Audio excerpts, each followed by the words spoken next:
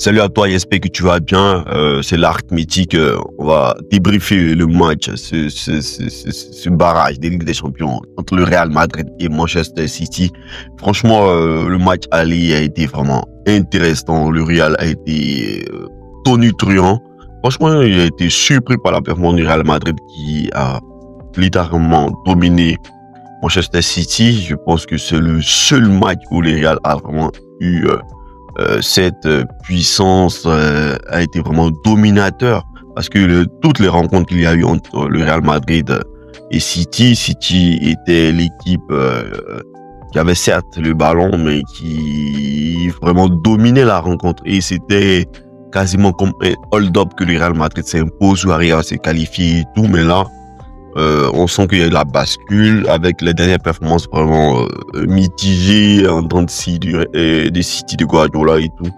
Avec tout ce qui lui arrive, bon, on va pas revenir là-dessus. Le Real, même si les deux clubs sont vraiment dans des situations assez délicates, le Real qui perd sa première place au détriment du FC Barcelone, City qui n'a pas vraiment des performances XXL en championnat et tout. Mais le Real a su tirer son épingle du jeu dans ce match-là et a pu s'imposer dans les dernières minutes grâce à Jude Bellingham. Et qu'est-ce qui pourrait être les clés du match retour? Franchement, je pense qu'avec le retour de Rudiger, je pense que l'équipe type a vraiment bien joué le jeu. Tchouaméni qui a été vraiment au top, et c'est à souligner parce que lorsqu'il fait les mauvaises performances, on le tombe dessus et tout, mais quand il joue bien, franchement, faut apprécier, faut liker et tout, faut encourager, voilà. Donc, Tchouaméni a fait une très belle rencontre. Donc, est-ce que le fait de remettre Rudiger qui manque de rythme et tout ne va pas venir bouleverser la défense, vu que Asensio et Tchouaméni commencent à avoir certains automatismes et tout? Bon, c'est à voir. Parce que Rudiger, quand même, on a appris avec le temps qu'il arrive à bien gérer Erling Haaland et tout. Donc, il y a cet aspect-là. Et aussi, la sentinelle de City, on ne sait pas si Nico Gonzalez sera de retour ou pas, parce que on ne sait pas trop. On a vu des images de lui à l'entraînement. Bon, je ne sais pas si ce sont des vieilles images et tout. Je ne sais pas s'il sera là. Et puis, il y a Akanji qui est blessé et tout. Donc, mais City a quand même un très bel effectif et tout. Sur le côté, il y a donc qui est disponible, Grealish qui avait une blessure, on ne sait pas trop où ça en est actuellement. Savinho qui est disponible, De Bruyne qui est en baisse de rythme, Foden, Haaland qui est toujours aussi performant et tout. Donc, franchement, je pense que la clé de cette rencontre va se passer au niveau de la défense du Real Madrid. Je pense que si elle arrive à tenir, parce que on le sait tous, le Real a une identité de jeu qui est axée sur les contres. Ils sont très dévastateurs en contre-attaque. Et si le Real arrive à bien défendre, c'est dernièrement qu'ils pourront faire beaucoup de mal à City.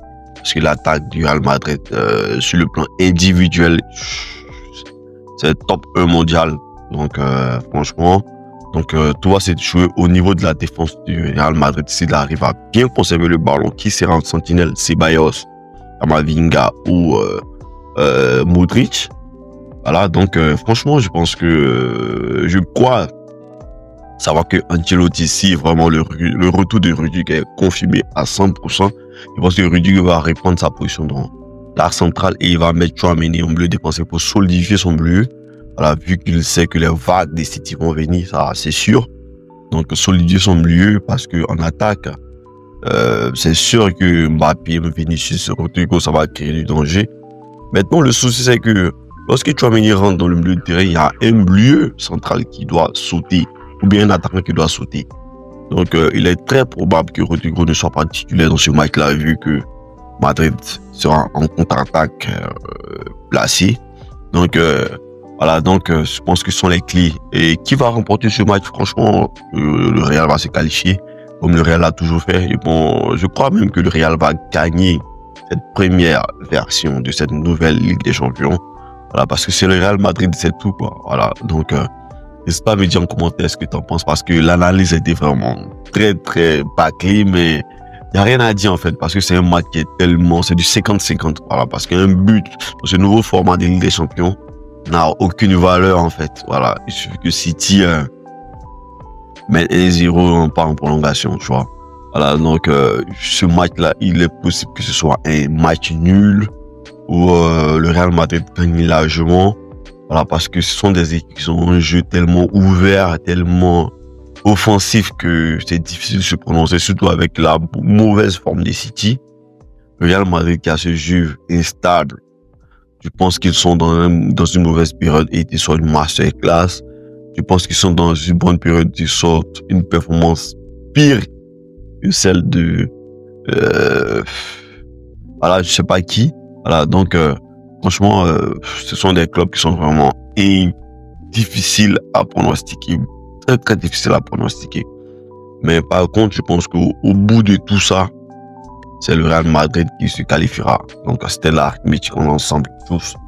Puis j'ai fait une vidéo coup de gueule sur ces entraîneurs merdiques qui est Gasperini. Voilà, tu peux le suivre. Abonne-toi à la chaîne. Voilà, like, partage, c'était l'arithmétique en ensemble tous.